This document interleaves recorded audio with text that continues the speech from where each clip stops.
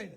എന്തായാലും ആരോഗ്യമന്ത്രി തട്ടിവിട്ട ഒരു പച്ചക്കള്ളത്തിന്റെ പേരിൽ വ്യാപകമായി കോൺഗ്രസ് പ്രവർത്തകരെ ആക്രമിക്കുകയും കോൺഗ്രസ് ഓഫീസുകളെ ആക്രമിക്കുകയും ഞങ്ങളുടെ പുതുയുഗ യാത്രയുടെ പ്രചരണ സാമഗ്രികൾ നശിപ്പിക്കുകയും ചെയ്യാം. തിരുവനന്തപുരത്തെ സ്വാഗത സംഘം ഓഫീസ് വരെ തല്ലി തകർത്തു. ഇല്ലാത്ത ഒരു കള്ളക്കഥയുണ്ടാക്കി പച്ചക്കള്ളം പ്രചരിപ്പിച്ച് നടത്തുന്ന കാര്യം ഇതൊക്കെ കേരളത്തിലെ ജനങ്ങൾക്കറിയാം.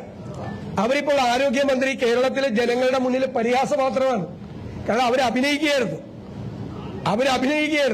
ഇങ്ങനെ ഒരു സംഭവം ഉണ്ടായിട്ടില്ല. ഞങ്ങൾ ഉറച്ചു പറയുന്നു 100%. എന്തെങ്കിലും തെളിവുകൾ ഹാജരാക്കി ആർക്കെങ്കിലും വിഷ്വൽ മീഡിയയുടെ മുമ്പിലാണ്, ക്യാമറകളുടെ മുമ്പിൽ നടന്ന ഒരു സംഭവത്തിൽ ഇങ്ങനെ കള്ളത്തരം പ്രചരിപ്പിക്കുന്നത് ശരിയല്ല. ഇപ്പോൾ സംസാരിച്ചുകൊണ്ടിരിക്കുന്ന സർക്കാരിനെതിരായിട്ട് വരുന്ന വിഷയങ്ങൾ വഴിമാറ്റി വിടുന്നതിന് വേണ്ടി മനഃപൂർവ്വം നടത്തിയ ഒരു ഗൂഢാലോചനയാണ്. പ്രതിക്കൂട്ടിൽ നിൽക്കുന്നത് ആരോഗ്യമന്ത്രിയാണ്. അവർ ഇതുകൊണ്ടൊന്നും രക്ഷപ്പെടാൻ പോകുന്നില്ല. കാരണം അവർ പ്രതിക്കൂട്ടിലാണ്. ജനങ്ങളുടെ മുന്നിൽ അവർ പ്രതിക്കൂട്ടിലാണ് നിൽക്കുന്നത് എന്ന കാര്യത്തിൽ യാതൊരു സംശയവും വേണ്ട. ഈ കള്ളക്കഥകൾ പ്രചരിപ്പിച്ച് രക്ഷപ്പെടാൻ വേണ്ടി ശ്രമിക്കേണ്ട. ഇതൊരു തെറ്റായ കീഴ്വഴക്കമാണ്. ഇല്ലാത്ത കാര്യങ്ങൾ ഉണ്ട് എന്ന് പ്രചരിപ്പിച്ച് ആടിനെ പേപ്പട്ടിയാക്കുന്ന പ്രചരണങ്ങൾ നടത്തി മനഃപൂർവ്വം അക്രമം നടത്തിയാണ്. ആലപ്പുഴ ജില്ലയിൽ ഉൾപ്പെടെ ഇന്നലെ അക്രമങ്ങൾ നടന്നു.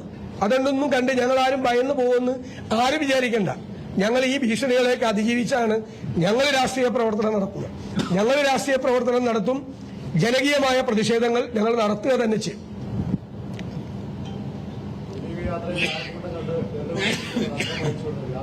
അല്ല, ഇത് പുതിയുഗ യാത്രയെ അവരുടെ ജാഥ പൊളിഞ്ഞു പോയെന്ന് അവർ തന്നെ വിലയിരുത്തി.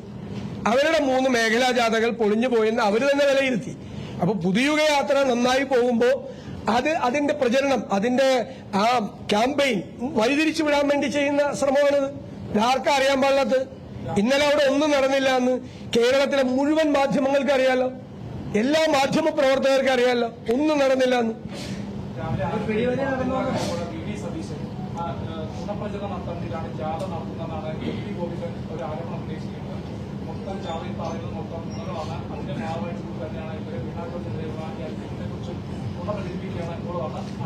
ഇന്നലെ നുണ പറഞ്ഞത് ആരാ?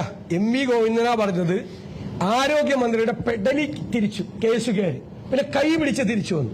ഇയാളെപ്പോലെ പച്ചക്കള്ളം പറയുന്ന ഒരാള് അതല്ല ഇന്നലെ പച്ചക്കള്ളം പറഞ്ഞത്. ആരോഗ്യമന്ത്രിയുടെ പെഡലിയും കൈയും കേസുകാര് തിരിച്ചുവെന്ന് പറഞ്ഞ പച്ചക്കള്ളം പറഞ്ഞത് ആരാ? എന്നിട്ട് പ്രകോപിക്കാണ് പാർട്ടി പ്രവർത്തകരെ. അവരറിയുന്നില്ലല്ലോ. പാർട്ടി പ്രവർത്തകർ വിചാരിക്കെ പാർട്ടി സെക്രട്ടറി അല്ലേ പറഞ്ഞത് പെഡലി തിരിച്ചെന്ന്. ആരോഗ്യമന്ത്രിയുടെ KSU പ്രവർത്തകർ. എന്നിട്ട് ആള് പച്ചക്കള്ളം പറയണം. ആര്? എവിടെ? പോലീസുമായിട്ടല്ലേ? പോലീസായിട്ടാണ്. പോലീസും അവരും തമ്മിൽ കണ്ടില്ലേ? നിങ്ങൾ കണ്ടില്ലേ? വിഷ്വല് കണ്ടില്ലേ? ആ ഭാഗം മാത്രം കാണാതെ പോയണ്ട. അല്ലെ, ആ ഭാഗം കാണാതെ പോയണ്ട. അവരെ വട്ടം പിടിക്കുന്നുണ്ടല്ലോ പോലീസ്. അവരെ അങ്ങോട്ട് ഓടിച്ചെല്ലാൻ നോക്കുമ്പോ പോലീസ് അവരെ വട്ടം പിടിക്കുന്നത് ഞാൻ കാണിച്ചു തരാം. വാ, എന്റെ അടുത്ത് വാ, ഞാൻ കാണിച്ചു തരാം. എന്റെ ക്യാമറയിലുണ്ട്. അല്ല, നിങ്ങൾ നോക്ക്, ഞാൻ കാണിച്ചു തരാം. എന്റെ തെളിവുണ്ട്, ഞാൻ കാണിച്ചു തരാം. പോലീസ്, ആ വനിതാ പോലീസ് ഓഫീസറും മറ്റു പോലീസ് ഉദ്യോഗസ്ഥരും ഇവര് ചൂടായി, ഇവര് ഭയങ്കര കയർത്തുകൊണ്ട് അങ്ങോട്ട് പോകാൻ പോകുമ്പോ പോവല്ലേ മാഡം എന്ന് പറഞ്ഞുകൊണ്ട് ഇവരെ തടുത്തു നിർത്തുന്നത് പോലീസാണ്. അതെല്ലാവരും കണ്ടാണ്. നിങ്ങൾ കണ്ടില്ലെങ്കിൽ ഞാൻ കാണിച്ചു തരാം.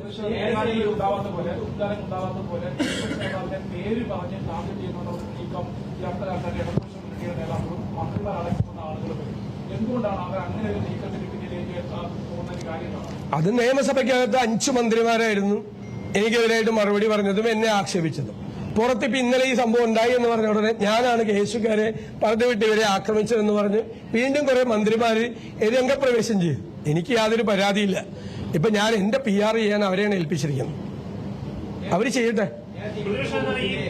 ആരോഗ്യവകുപ്പ് മന്ത്രിയുടെ വസതിയിലേക്ക് റീത്ത് വെക്കുന്ന സമയം തൊട്ട് ആസൂത്രിതമായ നീക്കം തന്നെ നടന്നിട്ടുണ്ട് എന്നാണ് MV ഗോവിന്ദൻ പറയുന്നത്. അതുമായി കൃത്യവഹിച്ചുകൊണ്ട് ഗൂഢാലോചന നടക്കുന്നു, പ്രതിപക്ഷ നേതാവായിട്ട് പങ്കാളിയാവുന്നു എന്നാണ് വിമർശനം. അല്ല, അദ്ദേഹം എന്തെല്ലാം പച്ചക്കള്ളാണ് ഇന്നലെ പ്രചരിപ്പിച്ചത്? അത് നിങ്ങൾ അദ്ദേഹത്തോട് ചോദിക്കണ്ടേ? KSUക്കാര് സമരം ചെയ്തവര് ആരോഗ്യമന്ത്രിയുടെ പെഡലി തിരിച്ചെന്നും കൈ പിടിച്ച് തിരിച്ചെന്നും പച്ചക്കള്ളം പറഞ്ഞ ആരാ? പാർട്ടി സെക്രട്ടറി അല്ലേ? MV ഗോവിന്ദനല്ലേ പറഞ്ഞത്? അല്ലാതെ വേറെ ആരെല്ലാം പറഞ്ഞോ? അദ്ദേഹമാണ് പറഞ്ഞത്. ഇന്നലെ ഞാൻ ഞെട്ടിപ്പോയത് കണ്ടിട്ട്. പച്ചക്ക് പറയാണ് കള്ളം. പാർട്ടി സെക്രട്ടറി ആ പദവിയിലിരിക്കാൻ യോഗ്യതല്ല അദ്ദേഹം. UDF പൊതുയാത്ര ഓരോ നിയോജകമണ്ഡലം എത്തുമ്പോഴും നിരവധി CPM പ്രവർത്തകർ കോൺഗ്രസിലേക്ക് വരുന്നുണ്ട്. CPM ശരിക്കും കണ്ടുപിടിക്കും. അത് വ്യാപകമായിട്ട് എല്ലാ ജില്ലകളിലും CPM പ്രവർത്തകരും ഇടതുപക്ഷ നേതാക്കളും ഒരുപാട് പേര് പാർട്ടിയിലേക്ക് കടന്നു വരുന്നുണ്ട്. ഞങ്ങൾ അവരെ സ്വാഗതം ചെയ്യുന്നുണ്ട്. നേതാക്കളുമുണ്ട്, പ്രവർത്തകരുണ്ട്, ലോക്കൽ സെക്രട്ടറിമാർ ഉൾപ്പെടെയുള്ള ആളുകൾ ചേരുന്നുണ്ട്, ഏരിയ കമ്മിറ്റി അംഗങ്ങൾ ഉൾപ്പെടെയുള്ള ആളുകൾ പാർട്ടി ചേരുന്നുണ്ട്. ഞാൻ ഇന്നുവരെ കാണാത്തൊരു പ്രതിഭാസമാണ് CPM-ൽ നിന്ന് ആളുകൾ കോൺഗ്രസിലേക്ക് വല്ല ഒറ്റപ്പെട്ട ഏരിയയിലൊക്കെ പണ്ട് നടന്നിട്ടുണ്ടെന്നല്ലാതെ എല്ലാ ജില്ലകളിലും ഞാൻ തന്നെ എല്ലാ ജില്ലകളിലും ആളുകൾക്ക് മെമ്പർഷിപ്പ് കൊടുത്തുകൊണ്ടിരിക്കുക. ഇതെന്താണ് സംഭവിക്കുന്നത് CPM-ന്? ഞങ്ങൾ തന്നെ അത്ഭുതപ്പെടുകയാണ്.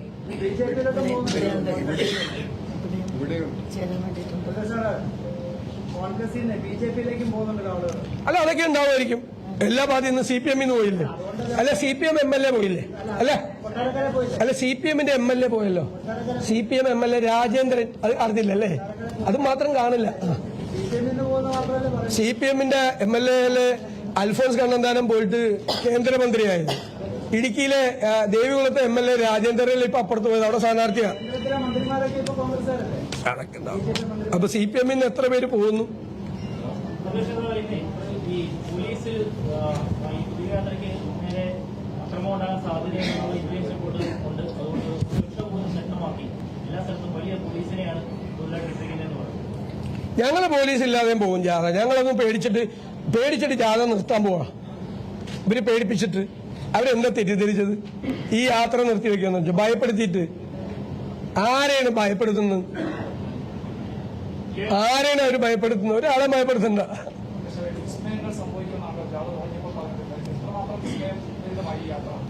നമുക്ക് നോക്കിക്കൊണ്ടിരിക്കുക. നമുക്ക് സമയമുണ്ടല്ലോ ഇലക്ഷൻ പ്രഖ്യാപിക്കാൻ. കേരളത്തിലെ രാഷ്ട്രീയ പരിസരത്തില് ഈ പാർട്ടികൾ തമ്മിലുള്ള അടി അല്ലെങ്കിൽ പാർട്ടി ഓഫീസുകൾ ആക്രമിക്കുന്ന വേറെ കാലമായിട്ട് ഇല്ലാത്തൊരു സാഹചര്യം. പക്ഷേ നോർത്തിലുള്ളതുപോലെ ഇപ്പോഴത് നടക്കുകയാണ്. തിരുവനന്തപുരത്തായാലും കണ്ണൂരിലായി സംഭവിച്ചിരിക്കുകയാണ്. ഇതിലെ ഉത്തരവാദിത്തമുള്ള രണ്ട് പാർട്ടികൾ എന്ന നിലയിൽ നിങ്ങൾ ചർച്ച ചെയ്ത് അവസാനിപ്പിക്കേണ്ടതല്ലേ? അതല്ല, ഇല്ലാത്തൊരു വിഷയം ഉണ്ടാക്കി പച്ചക്കള്ളം പ്രചരിപ്പിച്ച് പാർട്ടി സെക്രട്ടറിയും മുഖ്യമന്ത്രിയും നോണ പറയാം, പച്ചക്കള്ളം പറയാം. ഇല്ലാത്തൊരു കാര്യം മന്ത്രി ഉൾപ്പെടെ, മനസ്സിലായ?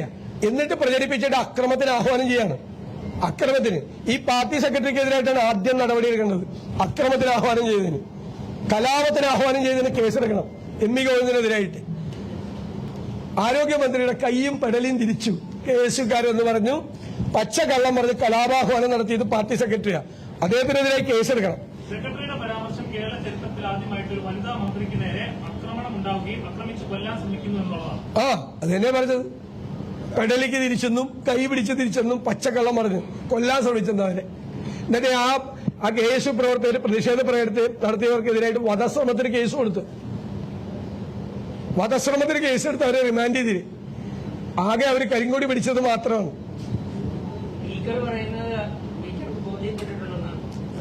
സ്പീക്കർ ബോധ്യപ്പെടാൻ സ്പീക്കർ അത് കണ്ടില്ലല്ലോ. സ്പീക്കർ അപ്പുറത്തെ പ്ലാറ്റ്ഫോമിലായിരുന്നല്ലോ. പിന്നെ എങ്ങനെ കണ്ടു ബോധ്യപ്പെടണം? സ്പീക്കർ പഴയ SFIക്കാരനായതാണ്. ഇപ്പോ സ്പീക്കർ ആ പദവിയിലാണ് ഇരിക്കുന്നതെന്ന് മറന്നുപോയി. എന്നിട്ട് പണ്ട് ഈ കോളേജിലൊക്കെ ഇതുപോലത്തെ നാടകം ഉണ്ടാക്കുമല്ലോ, തല്ലിയെന്നൊക്കെ പറഞ്ഞ് ഇല്ലാത്ത കെട്ടൊക്കെ കെട്ടി വരുമല്ലോ ചിലര്. അതുപോലത്തെ ഒരു നാടകം അദ്ദേഹമാണ് ഉപദേശിച്ചെങ്കിൽ ഞാൻ ഒരു സലാം പറഞ്ഞിരിക്കുന്നു സ്പീക്കറോട്. സ്പീക്കർ പദവിയിലാണ് ഇരിക്കുന്നതെന്ന് മറന്നുപോയിട്ട് പഴയ SFIക്കാരനായി അദ്ദേഹം മാറി. ഇത്രയേ ഉള്ളൂ. അപ്പൊ അസംബ്ലിയൊക്കെ കഴിഞ്ഞു, കുഴപ്പമില്ല. അതിന് സ്പീക്കറുണ്ട്. ആ കൂടാലോചനയിൽ സ്പീക്കറുണ്ട്. സംശയം എന്താ? സ്പീക്കറായിട്ട് കൂടി ആലോചിച്ചിട്ടാണ് മൊത്തം തിരിയുന്നത്. അപ്പുറത്തെ പ്ലാറ്റ്ഫോമിൽ എത്തുന്നവരെ ഒരു കുഴപ്പമില്ല. കൂളായിട്ട് എല്ലാവരോടും സംസാരിച്ച് അലോ പറഞ്ഞു പോവാ. അത് കഴിഞ്ഞിട്ട് അവിടെ ചെന്നപ്പോഴാണ് പെട്ടെന്ന് ഇത്. പിന്നെ എല്ലാവരും പറഞ്ഞു നിങ്ങൾ ഈ പാട് എന്ന് പറഞ്ഞിട്ട് ഒരു പാട് എല്ലാവരും ഇന്നലെ കാണിച്ചു. സോഷ്യൽ മീഡിയ ഒക്കെ ഉള്ളതുകൊണ്ട് രക്ഷപ്പെട്ട്, തലവസ്ഥ പരിപാടിയിൽ ആ പാടുണ്ടായിരുന്നതുകൊണ്ട് രക്ഷപ്പെട്ട്. ഇല്ലെങ്കിൽ കേസ് പ്രവർത്തകർ കത്തി വെച്ച് കുത്തിയെന്ന് പറയുന്ന കയ്യിൽ. അല്ല, സ്ഥാനാർത്ഥി നയം തെരഞ്ഞെടുപ്പ് നമ്മൾ ഉദ്ദേശിച്ചത് മാർച്ച് 1-ാം തീയതിക്ക് ഉണ്ടാവുന്നതാണ്. ആ ഒരു സെക്കൻഡ് വീക്കിലേക്ക് ഈ തെരഞ്ഞെടുപ്പിന്റെ അനൗൺസ്മെന്റ് പോകും. പിന്നെ നമ്മുടെ ജാഥ നടക്കുകയാണ്. ഞങ്ങൾ UDF-ലെ ചർച്ചകൾ അന്തിമഘട്ടത്തിലാണ്. 24 മണിക്കൂർ കൊണ്ട് ഏത് സമയത്തും അത് അവസാനിപ്പിച്ചു കഴിഞ്ഞാൽ സ്ഥാനാർത്ഥി നിർണയത്തിന്റെ പ്രൊസീജിയർ തുടങ്ങി. സ്ക്രീനിംഗ് കമ്മിറ്റി അതിന്റെ പ്രവർത്തനങ്ങൾ ആരംഭിച്ചു. ഞങ്ങൾ ഇനി സ്ക്രീനിംഗ് കമ്മിറ്റി ചേരും. അതിൽ ഞങ്ങളെല്ലാം പങ്കെടുക്കും. അതിനുശേഷം വളരെ സ്മൂത്തായിട്ട് 2 ഘട്ടമായിട്ട് കേരളത്തിലെ സ്ഥാനാർത്ഥികളെ കോൺഗ്രസ് പ്രഖ്യാപിക്കും, ഘടകകക്ഷികളും പ്രഖ്യാപിക്കും. അല്ല, അത് പറയാറായില്ല. ഉമ്മൻചാണ്ടി സർക്കാരിന്റെ കാലത്ത് KCC ലാഭത്തിലാണെന്ന് ഉമ്മൻചാണ്ടി സർക്കാരിന്റെ കാലത്ത് വൈദ്യുതി ബോർഡ് ലാഭത്തിലാക്കി 22 പൈസ കുറച്ചു കൊടുത്തു. അതുവരെയുള്ള ക്യുമുലേറ്റീവ് ആയിട്ടുള്ള ലോസ് കുറച്ചു കൊണ്ടുവന്ന് 1000 കോടി മാത്രമാക്കി. ബോർഡ് ലാഭത്തിലായി.